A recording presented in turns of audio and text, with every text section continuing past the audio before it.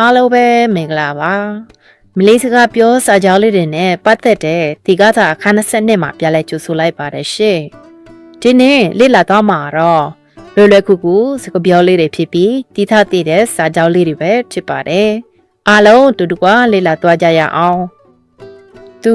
ပြုံးတယ်မလေးလို့ဒီရဲ့စညွန့်ဒီရဲ့ဆိုတာကသူမကိုပြောတာနော်စညွန့်ဆိုတာကပြုံးတာကိုပြောတာပါ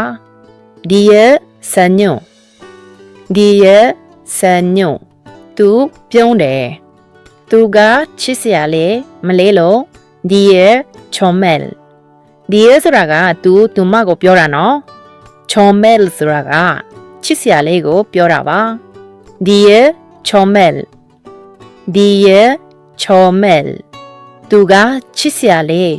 တော်တော်ရည်တယ်မလေးလို့စာရဲ့ကတာဝ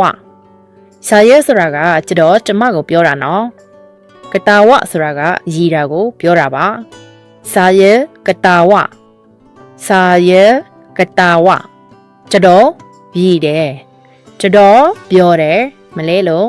စာရဲဂမ်ဘီရာစာရဲဆိုတာကကျွန်တော်ကျမကိုပြောတာနော်ဂမ်ဘီရာဆိုတာကပြောတာကိုပြောတာပါစာရဲဂမ်ဘီရာစာရဲဂမ်ဘီရာကျွန်တော်ကျမပြောတယ်သူငိုတယ်မလဲလို့ဒီရမနာငိတ်ဒီရဆိုတာကသူမကိုပြောတာနော်မနာငိတ်ဆိုတာကငိုတာကိုပြောတာပါဒီရမနာငိတ်ဒီရမနာငိတ်သူငိုတယ်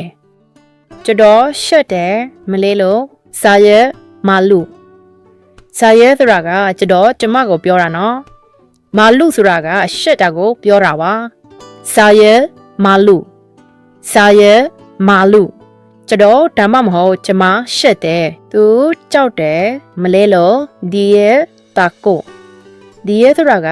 သူမကိုပြောတာနော်တာကိုဆိုတာကကြောက်တာကိုပြောတာပါဒီရဲတာကိုဒီရဲတာကိုသူကြောက်တယ်သူဝမ်းနေတယ်မလဲလို့ဒီရဲစတဲ့ဒီရစတဲ့သူဝါနေတယ်သူကြီးတယ်မလေးလို့ဒီရမလတ်ဒီရမလတ်သူကြီးတယ်